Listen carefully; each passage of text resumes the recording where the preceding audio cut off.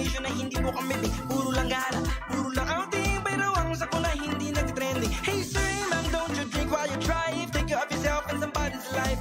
Hey look, may tao sa tawiran, go, padaanin nyo na yan. Dapat iliin sa kabataan ang wastong paggamit ng daan. Dahil sa paglipas ng ilang taon, sila ang gagamit ng daanan mo ngayon. So girls and boys, take note of what I say, teach the kids starting today. Nanay, tatay, ate, kuya, isulong sa buong pamilya. Isang daan para sa libo-libong mamamayan. At ang bukas sa inyong masisilayan. Ibahagi mo sa kabataan. Bukas ay sila din ang makikinabang. Para sa libo-libong mamamayan. At ang bukas mo iyong masisilayan. Ibahagi mo sa kabataan. Bukas ay sila din ang makikinabang.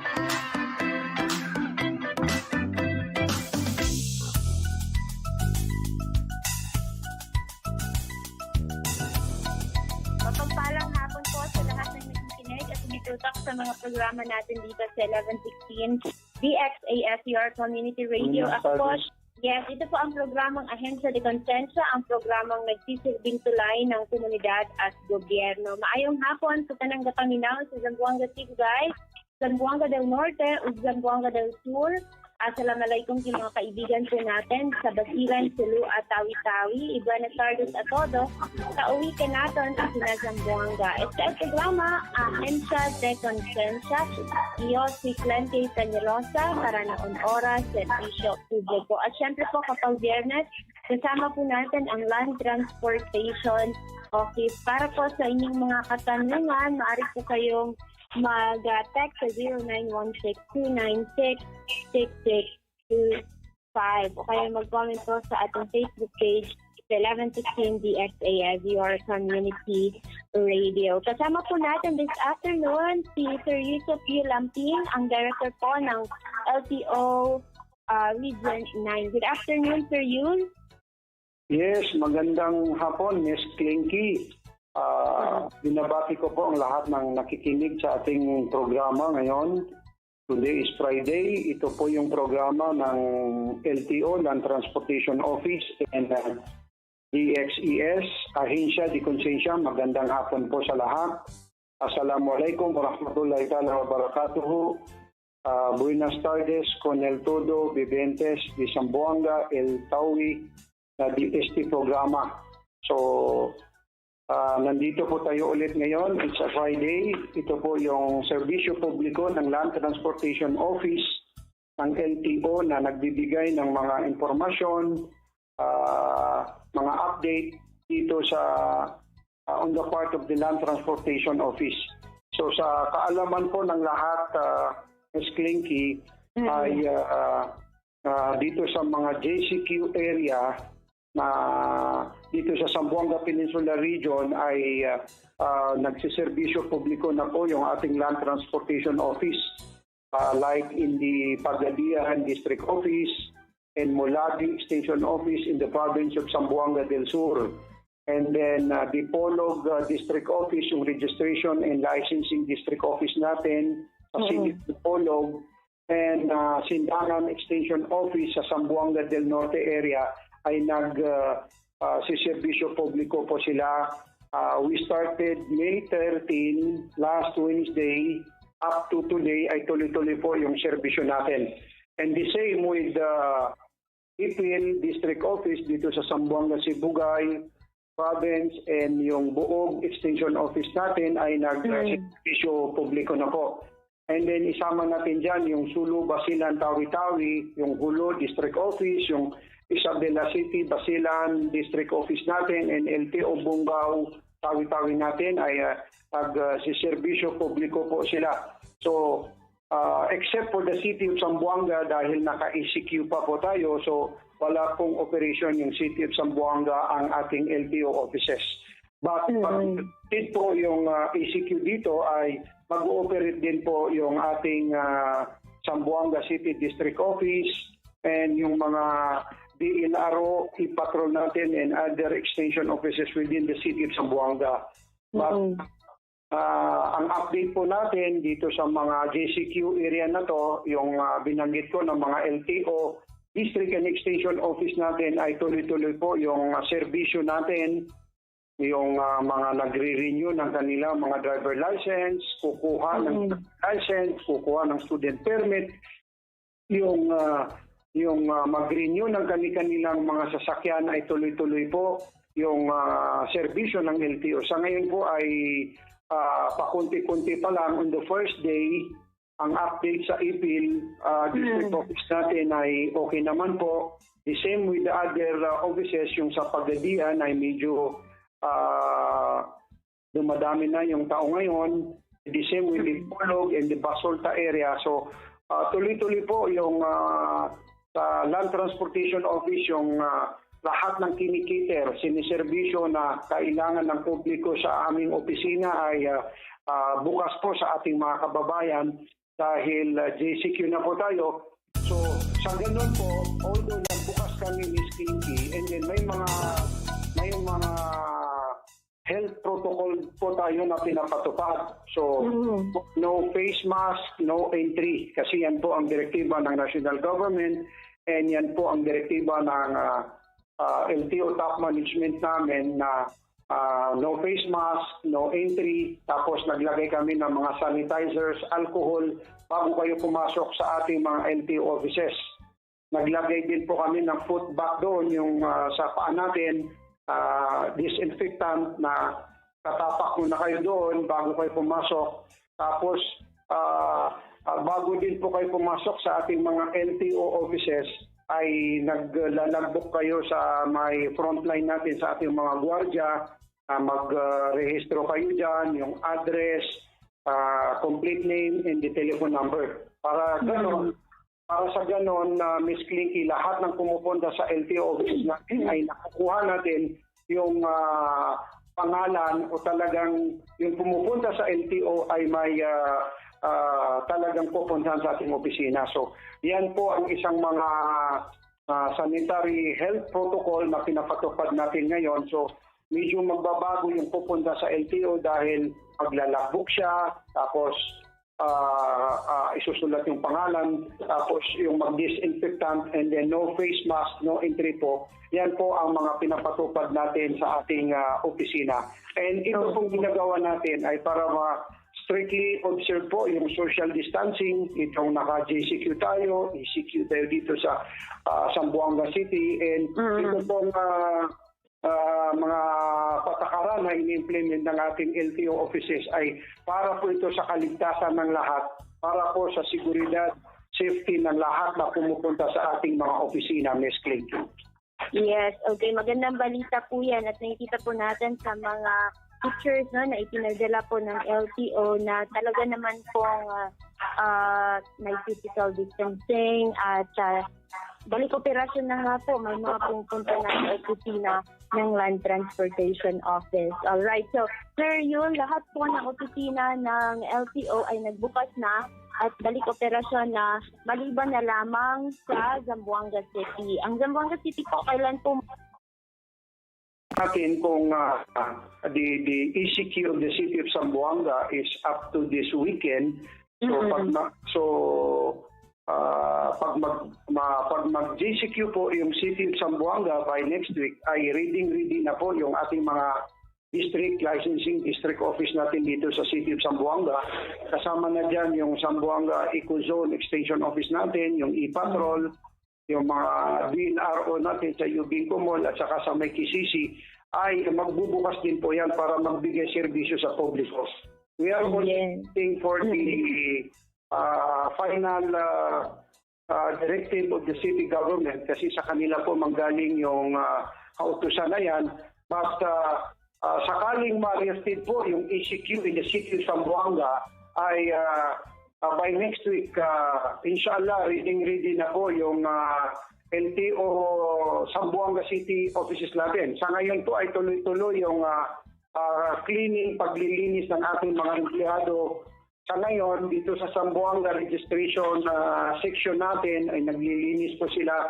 This week, nandito po ako sa regional office ay naglilinis din po ngayon yung licensing center natin dito sa Zamboanga District Office and Registration Section.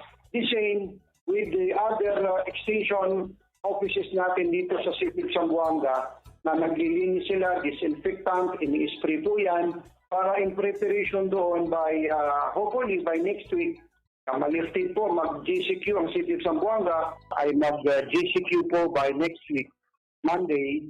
We're only waiting for the directive of the city government kung mag-left this weekend. Tulad nung sinabi ko ay ready na po yung ating Zamboanga City District Office. Sa ngayon, sa kasalukuyan ay nandito yung mga staff natin sa Zamboanga LTO District Office and Licensing Center natin para doon sa tuloy-tuloy na paglilinis, cleanliness ng mga opisina namin dito sa baba sa district. And then yung disinfectant, yung we see to it na sa pagbukas namin dito sa City of Zamboanga, pag mag-GCQ na po ay handang-handa na ang ating mga personnel and staff to serve the public. So katulad ng sinabi ko na may mga health protocol po tayo na pinapatupad dito sa City of Zamboanga, itong district office natin, kasi ito ang malaking district office natin, ay lalagyan natin ng foot bath before you will go to the premises of the LTO. May foot bath po tayo na katapakan dyan, tapos may official logbook ang ating gwardiya, tapos may mga disinfectant na sanitizers and alcohol na siguraduhin natin na yung mga lahat na pumupunta sa LTO offices natin ay makapag-sanitize, makapag-alcohol siya. And then sa ganun din ay we're urging the public itong programa natin, paalaala sa publiko na tayo po ay sumunod sa mga pinapatupad ng national government, yung mga direktiba ng city government of Zamboanga dito sa COVID-19 crisis na ito. And on the part of the LTO ay medyo may mga konting pagbabago po sa ating opisina. We will strictly observe the social distancing dito sa loob ng ating opisina kasi alam namin na yung ating opisina sa LTO ay frontline service of the government na maraming pupunta sa first day and sa tuloy-tuloy po yan. On the first 3 days, 1 week sa 5 working days ng ating opisina ay sigurado po maraming mga client natin na pupunta sa ating opisina. So we see to it na we will strictly observe the social distance protocol magbukas tayo dito sa City of Zamboanga sa ating district and licensing. Kasama na dyan yung mga extension offices natin dito. Katulad Ms. Klinky, yung pinapatupad natin ngayon sa ating mga GCQ areas, yung dito sa province of Zamboanga del Sur, province of Zamboanga del Norte, Zamboanga Simbugay province, and Suluba silang tawi-tawi ng mga LTO offices natin, ay we see to it na yung ating personnel, yung mga empleyado ng LTO ay inoobserba nila yung social distancing, yung tamang protocol dito sa crisis na ito para po sa seguridad, para sa kaligtasan na talagang hindi may transmit itong virus na ito sa isa't isa. Kaya po yan ang health protocol na pinapatupad ng ating Land Transportation Office na maingat po tayo para sa safety ng lahat. Okay. So sir, tanungin lang po natin, no, yun pong mga nag-expire na mga lisensya at mga registration ng mga sasakyan nila, dapat po ba silang pumunta agad sa opisina ng LTO at hanggang kailan po yung palugit na makapagbayad sila? Also dun sa mga na natikitan, no, na hindi pa nila nakukuha yung kanilang mga lisensya. Yes, magandang tanong yan, Ms. Klinky. Dito sa mga registration, licensing, may public advisory ang ating Land Transportation Office. Una, sa registration, the validity of renewal registration of motor vehicle which expired on March 1, 2020 and until the date of work resumption shall be automatically extended for 60 calendar days. So yung mga validity ng registration po, itong binabasa ko sa registration.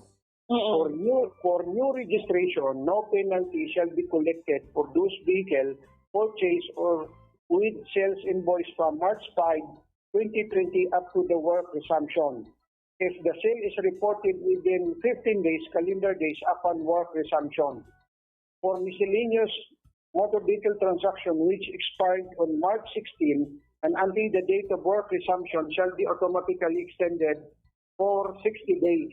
So, sa registration, medyo maluwag konti ang binigay ng ating top management. And then dito sa driver license natin and accreditation and other permits. Validity of driver license, accreditations and other permits issued by the LTO except as indicated below, which start on March 16, 2020 up to the date of work resumption shall be automatically extended for 60 days. 60 days calendar upon resumption of work. So medyo maluwag-luwag po yung binigay ng ating opisina sa ating mga publiko. And then yung TOP natin, yung temporary permits natin, which expired on March 16 up to the date of work of resumption shall no longer authorize the driver to use the TOP as a temporary license. The period from March 16, 2020 up to the resumption of work shall not be counted in the computation of accessory penalties. The settlement, adjudication of apprehension cases of which TOP, however, is automatically extended for 30 calendar days upon resumption of work. So yan po ang mga information na Ms. Klinky, i-detect ko rin kayo to. Kasi pwede mo ito i-ano dyan sa Facebook natin, sa programa natin, itong mga public advisory ng Land Transportation Office. So medyo lumawag po ang ating opisina para doon sa mag-renew, mag-rehistro, nag-expire ng kanilang mga sasakyan o lisensya ay binigyan po sila ng palugid ng ating opisina na medyo mahaba-haba para dito sa crisis na ito. Yes. And then yung documentary requirements for the PETC, ito naman po yung mga emission compliance natin. The PETC Certificate of Emission Test which have been submitted to FPO during the period of March 1 up to the work resumption but have expired during the same shall be accepted within 60 days. So yung may mga PETC po na nasa kanila nung March up to sa ngayon ay 60 days po ang validity nun. So magagamit po nila yung nagpa-emission nung March, April, May, June, up to the month of June ay magagamit nila doon sa renewal ng kanilang mga sasakyan. Tapos, ang pang-apat po ay no advance renewal. No advance renewal of all transactions shall be processed by the LTO during the transition period. Tapos, yung work resumption is the LTO offices sa Zamboanga Peninsula Region for the GCQ areas. Bumalik po kami sa ating trabaho noong May 13, that is Wednesday 20. This week ay tuloy-tuloy po yung serbisyo publiko ng ating LTO sa mga GCQ areas, yung binanggit ko na mga area dito sa Zamboanga Peninsula Region. And yan po ang isang public advisory natin sa publiko na yung LTO ay binigyan po ng palugid ang ating mga kababayan, ang publiko, because of ditong COVID-19 crisis na ito ay malaking problema na idulot niya, na crisis po tayo, and napag-isip ng ating top management na bigyan ng palugid Ms. Klinky yung ating publiko para doon sa mga nagre-renew ng kanilang mga driver license, kukuha ng student permit, yung new ay nandyan po, tapos itong registration ng mga motor vehicle nila ay wag po ma-worried ang ating publiko, ang ating mga kababayan. Dahil yung LTO po ay napakaganda po yung guidelines na ginawa ng top management para dito sa lahat na hindi ma-pressure, hindi maabala, hindi ma-worried na baka magka-penalty yung hindi niya na-renew by the month of March, April, May. So hindi po, wag sila mag-alala basta pumasok sa within the month of March, April, May na hindi na-renew ang kanilang mga sasakyan ay bukas po ang LTO, pumunta lang po sila, ipakita lang po ang kanilang mga papeles, yung mga genuine na dokumento na authentic na papel nila ay andyan lang po ang ating mga LTO personnel para po sa ating mga kababayan. Ayun, okay. So, sir, ito pong, again, no, sa mga nakikinig sa atin, yung mga nabanggit ko din, sir, ipopost po natin yan para man sa klaro po para sa inyo. Tama. 60 days po ha, 60 days yung binibigay sa inyo, that is actually 2 months po yan. Pero bumalita po kayo, ibig po kasing sabihin yan, baka sa mga first days hindi agad kayo maano ng LTO, so meron pa kayong mahaba-habang mga araw para bumalik, no? At bayaran inyong kailangan bayaran. Sir, tanong ko lang po, no? May skeletal workforce din po ba kayo, Team A at Team B sa inyong opisina? Klinky doon sa skeletal force. Opo. Yes, ang mandato po ng regional management here in the regional management ay pumapasok po kami since nagka-crisis po tayo, but we are on skeletal force.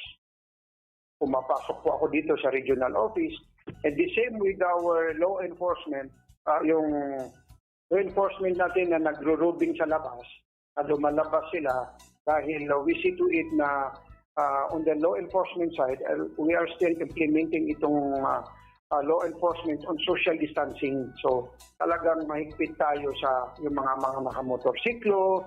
Dapat talaga walang nakaangkas dyan. Ang nakasakay lang dyan ay isa lang yung nakamotor, yung mga motor riders natin. So effective naman po dito sa City of Zamboanga and the whole region ay effective naman po yung social distancing. So we are also appealing to the public na yung mga gumagamit ng mga private vehicle nila, mga other services ay see to it na dalawa lang nakasakay sa mga sasakyan. And back doon sa skeletal force natin ay yung lumalabas ng mga LTO natin ay naka-skeletal force din sila para nag-inspect sila sa iba't ibang areas dito sa City of Zamboanga doon sa kaligtasan ng lahat. So tuloy-tuloy po yung law enforcement side natin, and sa mga district offices naman natin ay may skeletal force din po dyan kasi especially Ms. Klinky that we are on holy month of Ramadan. May mga empleyado po tayo ng mga Muslim, kami na under civil service law ay maaga sila papasok, tapos by 3 o'clock ay umuwi na po sila dahil nagpo-prepare po sila doon in preparation for breaking of the fast before 6 p.m. So may skeletal force ang ginawa ng bawat district and extension offices.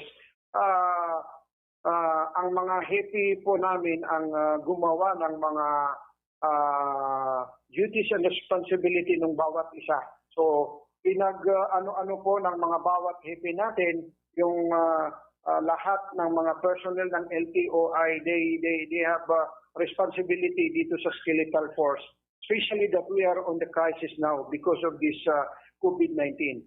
So sigurado po we are assuring the public na yung LTO po, Land Transportation Office, sa regional office, sa mga district and extension offices ay even though we are on skeletal force ay handang-handa po magserbisyo ang ating mga empleyado sa ating mga kababayan. Yes.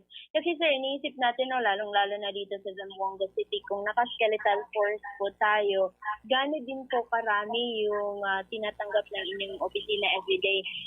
Sa SSS po kasi may numbering sila araw-araw. Sa opisina din po ba, may numbering din po ba sa inyo? Kasi first come, first serve po tayo. So may numbering po ba at may ano lang po ba kayo, number of a minimum of people na i-accept sa isang araw? Yes, magandang tanong yan.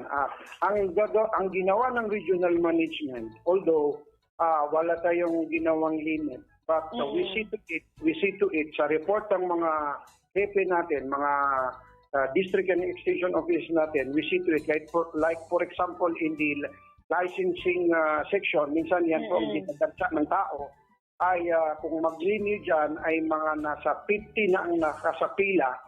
Ang papasukin muna natin ay, depende yan. Like for example, Pagadian District Office, medyo malaki-laki. So, pwede papasukin mo na dyan ay mga 30. Depende doon. Kasi kung capacity ng ating opisina sa loob ay 50, ginawa natin mga 25 o 30 lang ang seating capacity. Yung mga iba, nilagyan natin ng X. Nilagyan natin ng Scotch tape para hindi maupuan yung mga vacant seats. We see to it, mga 20 to 30 lang ang nasa loob. Depende yon sa laki ng opisina. Like Pagadian DO, medyo malaki. So, pwede po yung mga 30 dyan. And then, yung Ipolog Licensing Center natin, medyo maluwag-luwag din kasi bago po yung opisina doon. Pwede rin yung mga 30. But yung lahat ng mga nakapila sa labas, ay may mga upuan po. Although nasa labas lang sila, so ang direktiba natin ay we see to it na we will strictly observe itong social distancing. Kasi talagang ito ang ginagawa ng solusyon. We will strictly observe the social distancing. Kaya paalala ko sa publiko, baka yung mga pumupunta sa ating opisina, medyo ma-hassle, yung mga nagmamadali. Sa ngayon po, ang may advice natin sa public ay yung mga tao na mag-renew, medyo may palugid naman po na 60 days yung sa registration and licensing, medyo maluwag. We see to it na maaga ang punta nyo doon, tapos hindi po pwede yung pabilisan, madali, nagmamadali ka. Pupunta ako kay Hepe, wala na po yun. So yung mga konting pakiusap po sa ating mga kaibigan sa LTO ay medyo less na po yun. Except sa may mga special privileges na may mga sakit, na wheelchair, mga PWD natin, yung nagdadalang tao, yung buntis, na nakaupo doon, nakapila. So minsan we have PWD section and we have citizen section. Pero ang paalala po natin sa publiko ay hindi na po pwede yung mga naunang nasanayan natin. Lagi ka nagmadali, ito madali lang yan. So hindi po. We will strictly observe the social distancing in the lahat ng opisina ng LTO district and extension offices natin dito sa the whole of Zamboanga Peninsula Region. So apart naman dito sa City of Zamboanga, so yan ang pinaghahandaan po namin ngayon. I'm reminding the district chief of the licensing, registration section sa Zamboanga Economic Zone Extension Office kasi doon din po yung maraming kukuha ng new license. Yung may tuling permit na kumukuha dito sa Yubingco, Patrol, Zamboanga Licensing, yung new kasi centralized doon sa ating LTO Zamboanga Economic Zone. But yung hepe po natin dyan ay preparado na po dyan si Ma'am Inday Dilara ay pinaghahandaan na po niya yan. Reserve siya ng mga upuan sa labas. Kasi ko, isi to it na dyan sa mga gilid ng ating opisina na malagyan natin ng mga extra chairs para in preparation na hindi ma-congested, hindi maging yung volume of tao na hindi magdagsaan sa loob. Kasi hindi na po yung katulad noon na minsan 60, 80 ang tao sa loob, punong-puno yan. So, yung the normal days noon ay talagang ganon. Maski sa nga pumunta na opisina ng LTO, ganon, punong-puno. But this time, hindi na po yon. It's a new normal. Kung baka, iba po ito. We will strictly observe the social distancing. No face mask, no entry. Tapos lahat ng pumupunta sa ating mga opisina ay maglalagbook, kukunin po, isusulat niya kanyang pangalan, telephone number, and address para doon sa in case of emergency, madali natin matrace yung lahat na pumupunta sa ating opisina. And pangalawa, may thermal scanner po kami.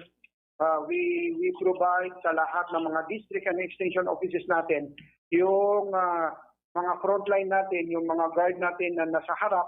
May mga frontline staff tayo na bago ka pumunta na maglagbook ka doon ay in-scan ka po thermal scanner. Kung ikaw ay mainit, baka sumobra ka doon sa 37. Ilan ba yung normal na ano, Jay? 35, 36 is normal. Pag 37 ka dyan or 38, pag 37 plus ka na dyan, ipatabi ka muna dyan and dapat we will advise the client na pumunta po kayo sa magpa-check up na po kayo. So yan ang isang mga health protocol na ginagawa ng ating opisina ngayon. So, Yes. so far, Miss Clinky, dito sa nag-operate pang 3 days na tayo nung May 13, 14, and today is 15. Today is May 15, 2020. Ay ang report naman po ng ating mga opisina ay okay naman po. Although hindi pa masyado maraming tao dahil naninibago po tayo, nag-adjust yung mga tao dito sa crisis na ito. So, sa amin po, sa LTO, Land Transportation Office, ay handang-handa na po kami mag-servisyo publiko even though we are on the JCQ area sa iba't ibang area natin. And dito sa City of Zamboanga, once na mag-JCQ po tayo ay handang-handa na po ang ating mga personnel dito sa ating mga opisina. Yes. Sir, na-remember lang po, no, hindi po ba during ECQ ay wala pong tumitiket, no, sa mga natin, mga hindi sumusunod sa patakaran ng LTO. Parang gracious po tayo last ECQ. So, ngayon po ba may mga mag-ticket na sa mga daanan natin kung may mga mahuhuli po? Sa ECQ, hindi tayo nag-issue ng TOP.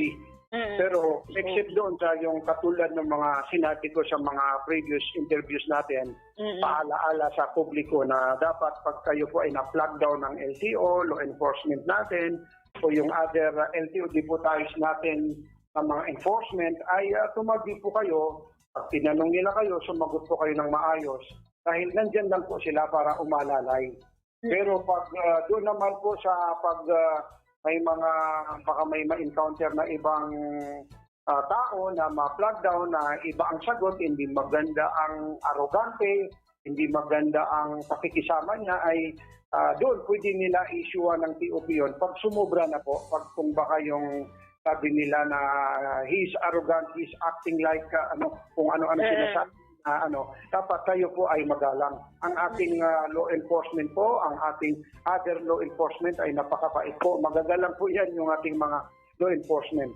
But GCQ area, dahil medyo lumuwag konti kasi may mga transportation na there are areas na may public transportation like in Zamboanga, Gilsford, Pagadian, and the other areas, ay yung ating LTO ay nakastambay din po dyan.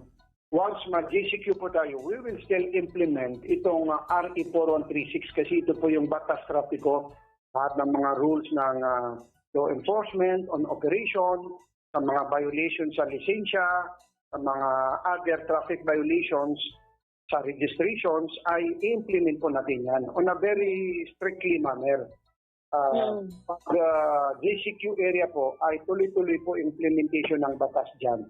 But yung ating law enforcement ay we will keep on strictly implementing ito dito sa social distancing. Kasi ito direktiba ng ating national government, itong we are on COVID crisis, we are on ECQ, general quarantine po tayo, mag-ECQ tayo, ay nandito yung crisis na ito. So, ang rule ng law enforcement natin dito ay informing the public na we will strictly implement itong social distancing. Yung mga gumagamit ng motorsiklo, motor riders, ay bawal po yung bawal lang nakaangkas dyan. And then we are also closely coordinated with the LTFRB dito sa mga public transportation natin. Yung like for example, yung buses, magiging 50% lang po ang laman yan. Yung taxi natin, mga PUJs, public utility vehicles, yung taxi natin, dalawa din yan. Including the private vehicle, four-wheel drive. Under the directive of the DOTR, ay dalawa lang po yan. So yan ang mga isang implement na iano ng ating law enforcement. So kaya po isa tong reminder sa publiko na nasa crisis po tayo. We are on a COVID-19 crisis. Mag-2 months na po itong crisis na ito. Ang rule ng LTO dito sa publiko ay batas trapiko, tapos sumunod po tayo sa pinapatupad para po itong crisis na ito, itong COVID-19 na ito ay ma-eliminate na po.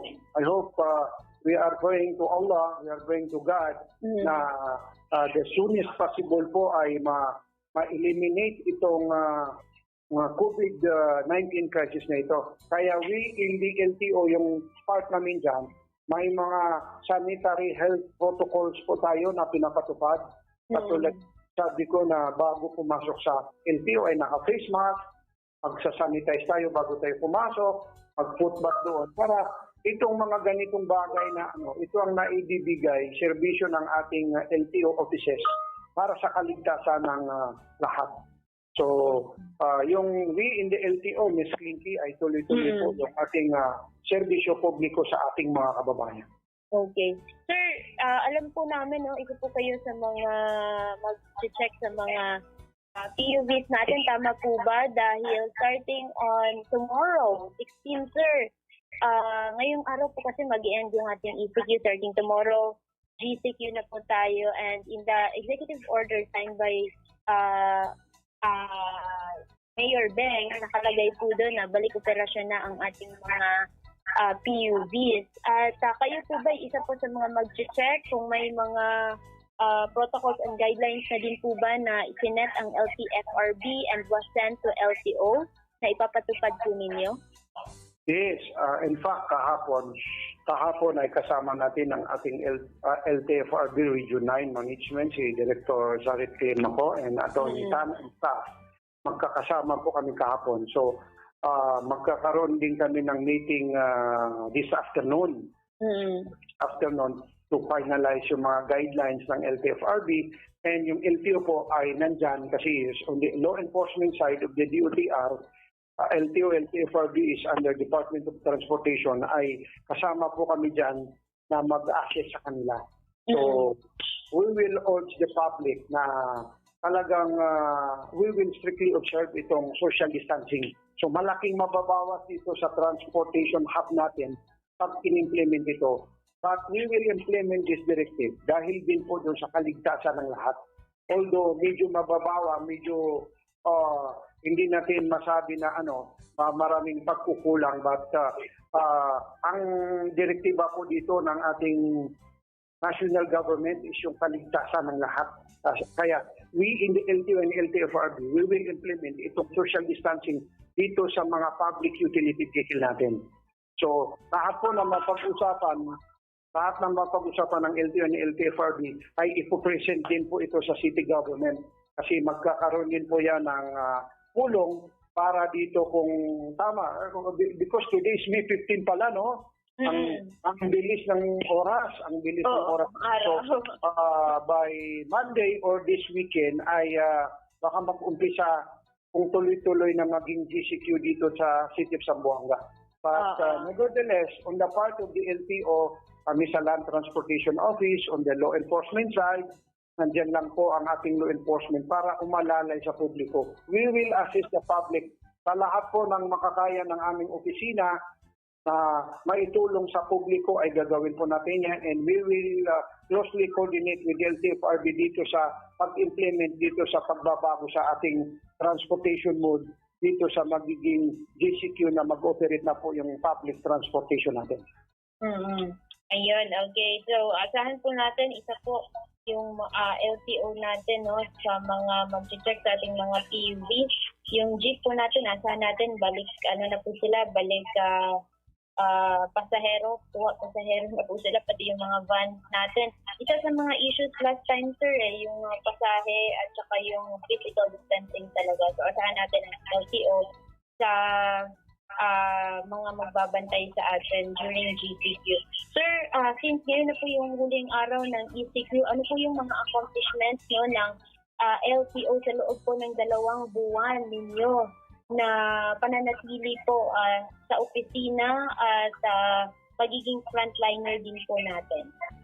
Yes, ako'y nagpapasalamat sa ating mga kasamahan sa opisina we in the LTO Regional Office Management, kasi pumapasok kami on a skeletal force of the regional management, and on the part sa ating law enforcement ay ako ba'y nagpapasalamat sa ating mga empleyado, mga kasamahan, especially the law enforcement natin na lumalabas kasi na-expose din po sila sa labas.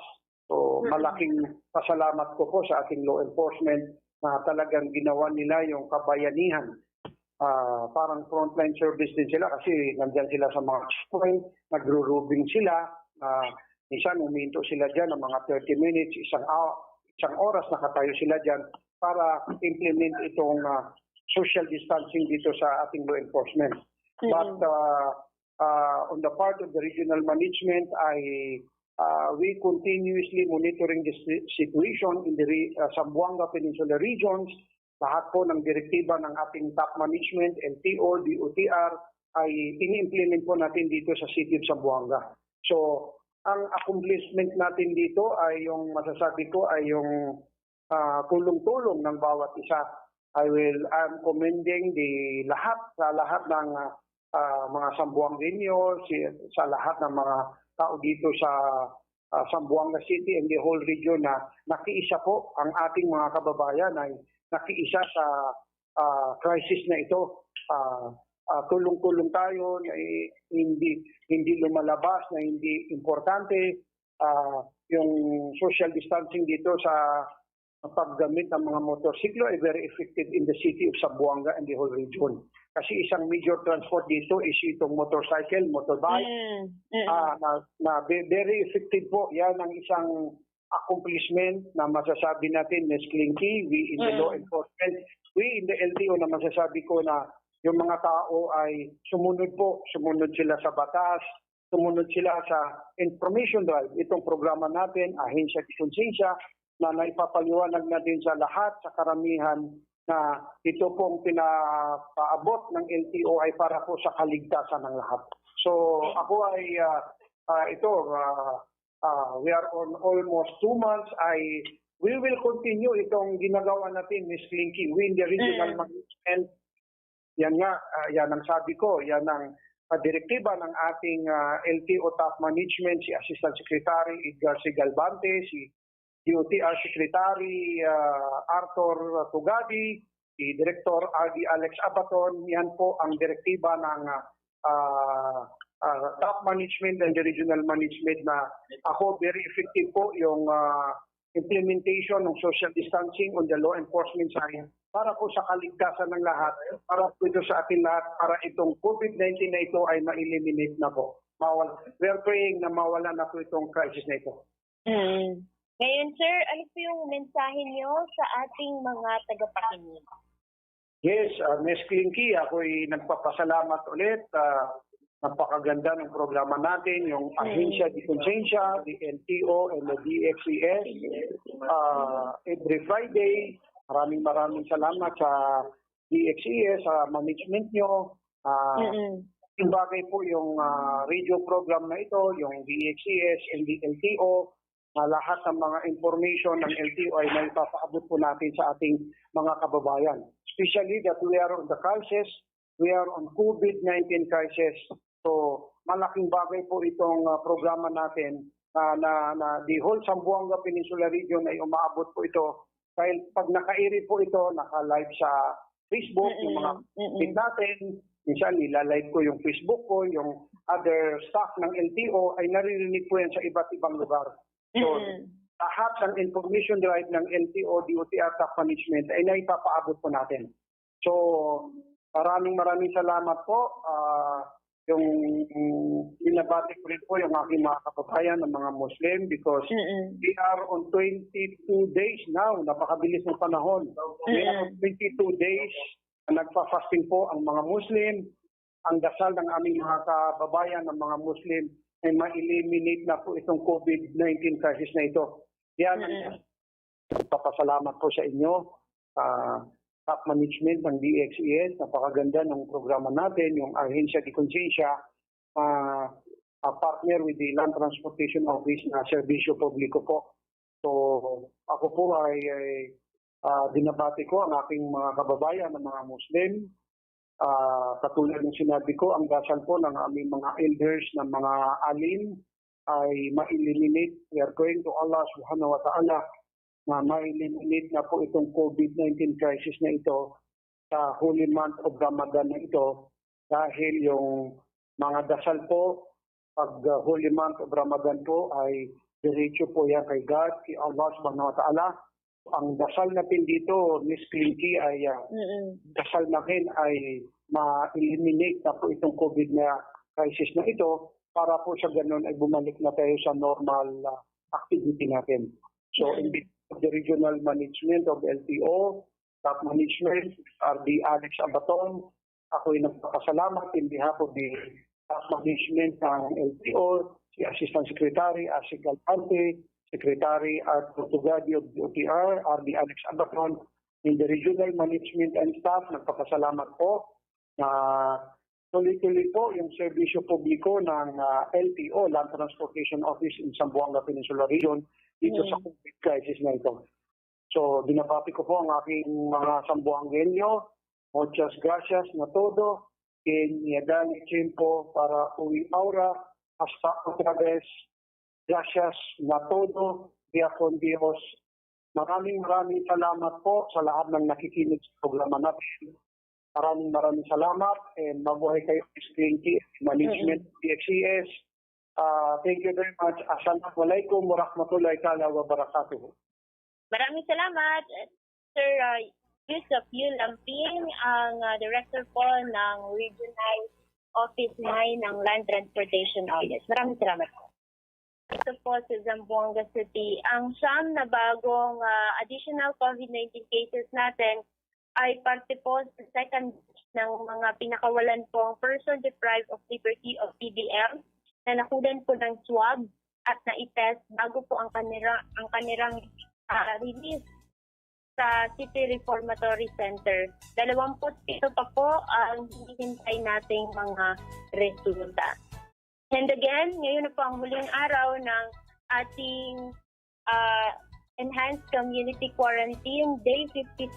At bukas po ang unang araw ng ating General Community Quarantine. Kanina po sa Panawagan sa Bayan, pinag-usapan po natin ang mga guidelines at protocols natin under GCQ at maaari po yung balikan sa ating Facebook page 1115 DXAS, your community radio. At patuloy po natin panatilihing safe ang ating mga sarili laban sa COVID-19. Paalala po para sa ating mga tricycle driver, Monday, Wednesday at Friday, ang mga if yung plate number po ninyo ay ending with 0, if your plate number is ending with 1, 3, 5, and 7, maaari po kayong bumiyahe Monday, Wednesday, at Friday.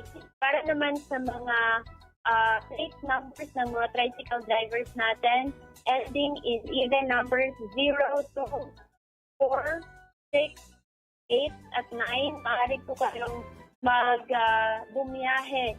Maaari kayong bumiyahe Tuesday, Thursday, at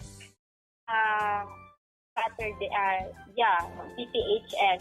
Tuesday, Thursday, at Saturday. At paalala din po natin, every Sunday po ay patuloy pa rin po nating ika-follow yung susundin ang community quarantine natin. Again, wala pong bawal po lumabas at sarado po yung mga establishments natin on Sundays at gagamitin pa rin po natin ang ating quarantine pass every day. So, ayan po, kung sa'yo po yung mga lalabas na po kayo, pupunta kayo sa trabaho, always bring your ID. Okay, so maraming salamat po sa inyong pagsama sa ating programang Ahensya de Konsensya. Maraming salamat sa ating technician, kay Kuya Rolando Alfonso, kay Kuya Marlon Garcia, at kay Ate Charis Macaso. Ako po, si Glenn K. Peñalosa, at ito po ang programang Ahensya de Konsensya na sumasaludo sa tapat at mahusay na serbisyo publiko. Happy weekend!